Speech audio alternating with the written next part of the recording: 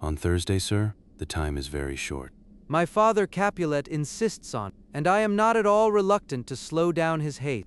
You say you do not know the lady's feeling. The course is uneven. I do not like it. She weeps excessively for Tybalt's death, and therefore I have spoken little of love, for love does not smile in a house of tears. Now, sir, her father considers it dangerous that she gives her sorrow so much power, and in his wisdom, he hastens our marriage to stop the flood of her tears, which, if she dwells on them too much alone, may be driven away by companionship. Now you know the reason for this haste. I wish I did not know why it should be slowed. Look, sir, here comes the lady toward my cell. A happy meeting, my lady and my wife. That may be, sir, when I may be a wife. That may be, must be, my love, next Thursday. What must be, shall be. That is a certain truth. Have you come to make confession to this father? To answer that, I should confess to you. Do not deny to him that you love. I will confess to you that I love him. So will you, I am sure, say that you love me. If I do so, it will be of more value, being spoken behind your back than to your face. Poor soul, your face is much abused with tears. The tears have gained little victory by that, for it was bad enough before their malice. You wrong it more than tears with that report?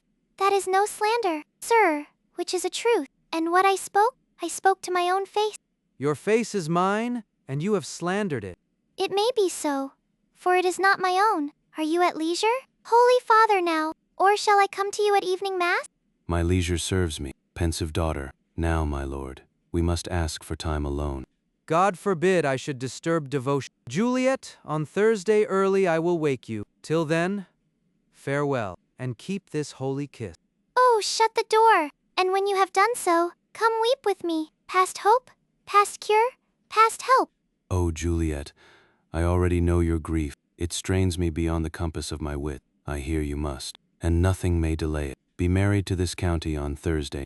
Do not tell me, friar, that you have heard of this, unless you tell me how I may prevent it. If in your wisdom, you can give no help, then just call my resolution wise, and with this knife I will end it immediately. God joined my heart and Romeo's. You joined our hands, and before this hand, sealed by you to Romeo's, shall be the signature to another deed, or my true heart with treacherous revolt turn to another. This knife shall slay them both. Therefore, from your long experience, give me some immediate counsel, or behold, between my desperate state and me this bloody knife shall rule, deciding that which the authority of your years and skill could not bring to an honorable outcome. Do not be so long to speak. I long to die.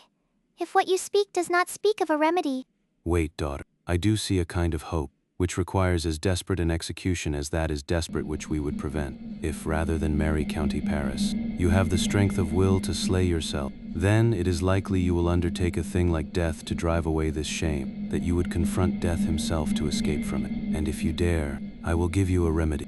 Oh, tell me to leap, rather than marry Paris, from the battlements of that tower, or walk in thief's path, or tell me to lurk where serpents are, chain me with roaring bears, or hide me nightly in a charnel house, completely covered with dead men's rattling bones, with rotting shanks and yellow jawless skulls, or tell me to go into a newly dug grave, and hide me with a dead man in his shroud. Things that, to hear them told, have made me tremble, and I will do it without fear or doubt, to live an unstained wife to my sweet love.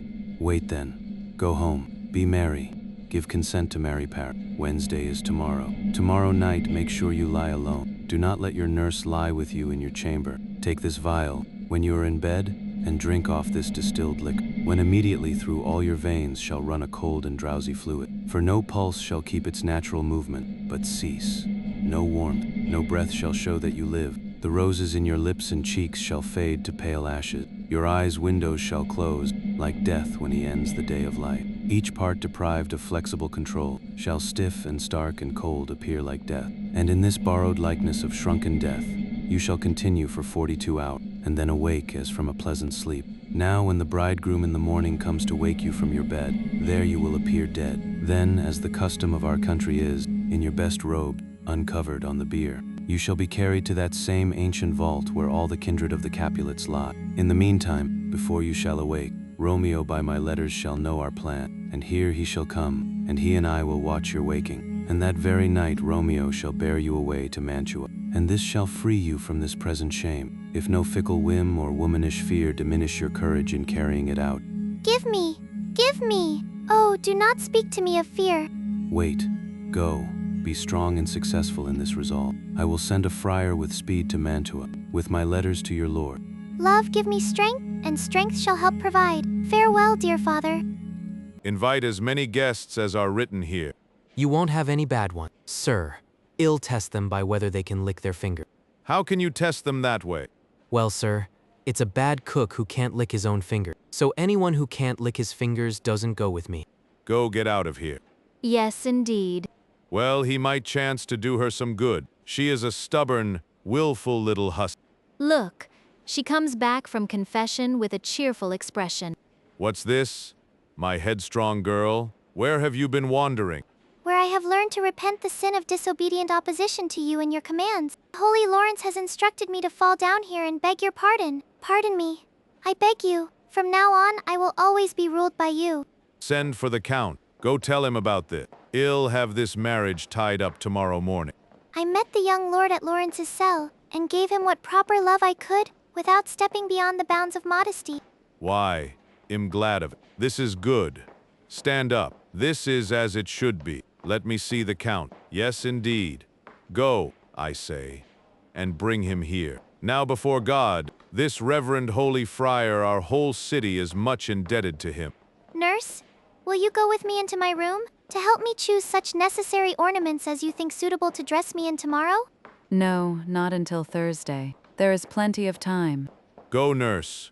Go with her. Well, go to church tomorrow. Well, be short of provisions, and it's nearly night now.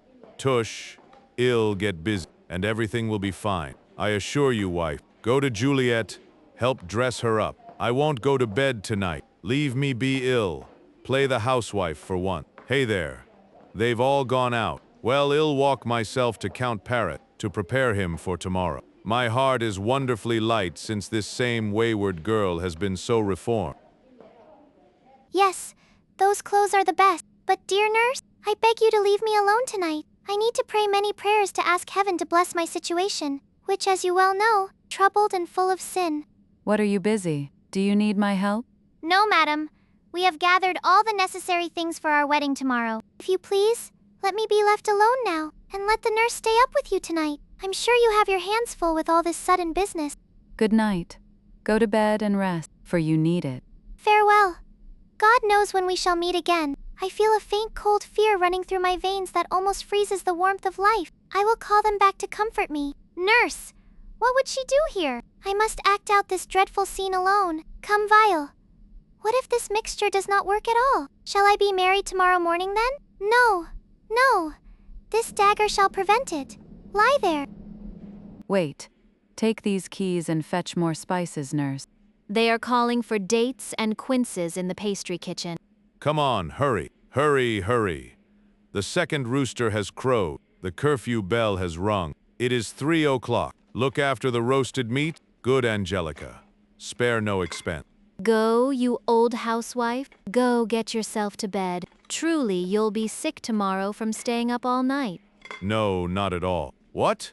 I have stayed up all night before for lesser reason and never been sick. Yes, you have been a womanizer in your time, but I will watch over you to prevent such late nights now. A jealous woman, a jealous woman.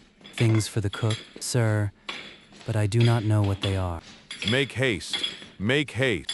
I have a head, sir. That will find out firewood logs and never trouble Peter about it. By the mass, well said. A merry rast. Ha!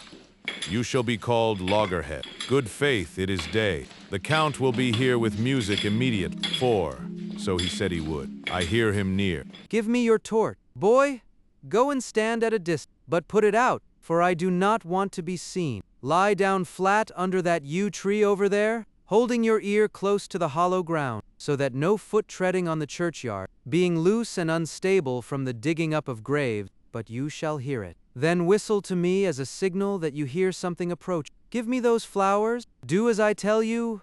Go. I am almost afraid to stand alone here in the churchyard, yet I will take the risk. Sweet flower, with flowers I strew your bridal bed. Oh, woe, your canopy is dust and stone, which with sweet water I will nightly dew, or lacking that, with tears distilled by moan. The funeral rites that I will keep for you shall be to strew your grave and weep nightly. Give me that pickaxe and the wrenching iron. Hold.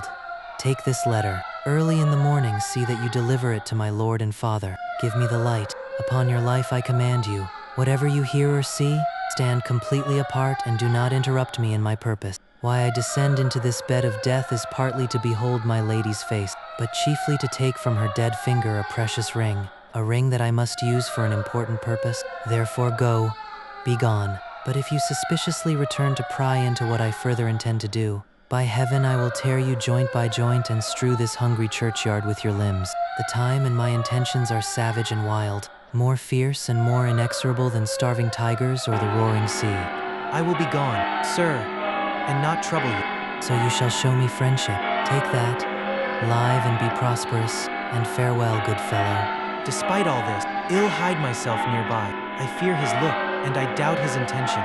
You detestable mouth, you womb of death, stuffed with the dearest morsel of the earth. Thus I force your rotten jaws to open. This is that banished, haughty Montague who murdered my love's cousin, with which grief, it is supposed, the fair creature died, and he has come here to do some villainous shame to the dead body. I will arrest him. I must indeed, and that is why I came here. Good gentle youth, do not tempt a desperate man. Fly from here and leave me. Think of those who have died. Let them frighten you. I beg you, youth, do not put another sin upon my head by urging me to fury. Oh, be gone. By heaven, I love you better than myself, for I come here armed against myself. Do not stay. Be gone, live, and hereafter say that a madman's mercy told you to run away. I defy your appeals, and I arrest you as a criminal. Will you provoke me? Then have at you, boy. Oh, Lord, they fight! I will go call the watch. Oh, I am slain. If you are merciful, open the tomb and lay me with Juliet. In faith I will. Let me look at this face. Mercutio's kinsman, noble Count Paris. What did my servant say when my tormented soul did not listen to him as we rode? I think he told me Paris should have married Juliet. Did he not say so? Or did I dream it so? Or am I mad hearing him talk of Juliet, to think it was so? Oh, give me your hand, one written with me in bitter misfortune's book. Ill bury you in a triumphant grave. A grave? Oh no, a lantern, slaughtered youth, for here lies Juliet, and her beauty makes this vault a feasting hall full of light. Death, lie there, buried by a dead man. St. Francis, help me. How often tonight have my old feet stumbled at grave? Who's there? Who is it that keeps company with the dead so late? Here is one, a friend, and one that knows you well. Blessings be upon you. Tell me, my good friend, what torch is that over there that vainly lends its light to Grubb's and Isla's skull? As I can tell, it burns in the Capulet's monument. It does, holy sir, and there's my master, one that you love. Who is it? Romeo. How long has he been there? A full half hour. Go with me to the vault. I dare not, sir. My master thinks I have gone from here, and he fearfully threatened me with death if I stayed to watch his intention. Stay then. Ill go alone. Fear comes over me. Oh, I greatly fear some ill and unlucky thing. As I slept under this yew tree here, I dreamed my master and another fought, and that my master killed him. Romeo, alas, alas, what blood is this that stains the stony entrance of this sepulchre? What do these ownerless and bloody swords mean, lying stained in this place of peace? Oh, comforting friar, where is my lord? I remember well where I should be, and there I am. Where is my Romeo? I hear some noise. Lady, come from that nest of death, contagion, and unnatural sleep. A greater power than we can oppose has thwarted our plan. Come away. Your husband lies dead there on your arm, and Paris too. Come, ill place you among a sisterhood of holy men. Do not stay to question, for the watch is coming. Come, go, good Juliet. I dare not stay any longer. Go, get away from here, for I will not leave. Lead boy. Which way? Yes, noise? Then ill be brief. Oh, happy dagger. This is the place, there where the torch burns. The ground is bloody. Search around the churchyard. Go. Some of you, arrest whoever you find. Here is Romeo's servant. We found him in the churchyard. Hold him securely until the prince comes here. A great suspicion. Detain the friar too. What misadventure has risen so early that it calls me from my morning rest? What could it be that they are shrieking about out there? Oh, the people in the street cry Romeo, some Juliet, and some Paris, and all run with loud outcry toward our monument. What frightening news is this that startles our ear? Sovereign, here lies Count Paris slain, and Romeo dead, and Juliet dead before, still warm and newly killed. Search, seek, and find out how this foul murder happened. Here is a friar, and Romeo's slaughtered servant, with tools upon them fit to open these dead men's tombs. Oh heaven, oh wife, look how our daughter bleed. This dagger has missed its mark, for look, its sheath is empty on Montague's back, and it is wrongly sheathed in my daughter's bosom. Oh me, this sight of death is like a bell that warns my old age to a tomb. Come, Montague, for you are early risen, to see your son and heir laid down even early. Alas, my liege, my wife is dead tonight. Grief over my son's exile has stopped her breath. What further woe conspires against my old age? Look, and you shall see. Oh, you untaught boy, what manners are these, to go to the grave before your father? Seal up the mouth of outrage for a while, until we can clear up these ambiguities and know their source, their origin, their true court, and then I will be the leader of your sorrows and lead you even to death. Meanwhile, hold back, and let misfortune be subject to patience. Bring forth the suspected party.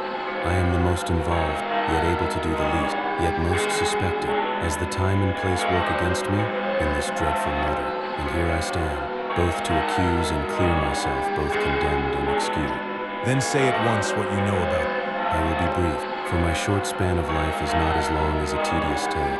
Romeo, dead there, was husband to that Juliet, and she, dead there, was Romeo's faithful wife. I married them, and their secret wedding day was Tybalt's doomsday, whose untimely death banished the newly made bridegroom from this city. For him, and not for Tybalt, Juliet pined.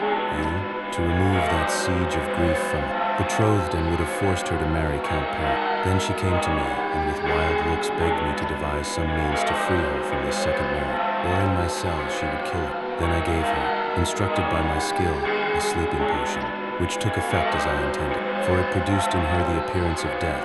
Meanwhile, I wrote to Romeo that he should come here on this dreadful night to help take her from her borrowed grave, at the time when the potion's force would cease. But he who carried my letter, Friar John, was stopped by accident, and last night returned my letter. Then, all alone at the appointed hour of her wake, I came to take her from her family's vault, meaning to keep her hidden at my cell until I could conveniently send for Romeo. But when I came, some minutes before the time of her waking, here untimely lay the noble Paris and true Romeo dead. She wakes, and I begged her to come forth and bear this work of heaven with patience. But then a noise scared me from the tomb, and she, too desperate, would not go with me, but, as it seems, did violence to herself.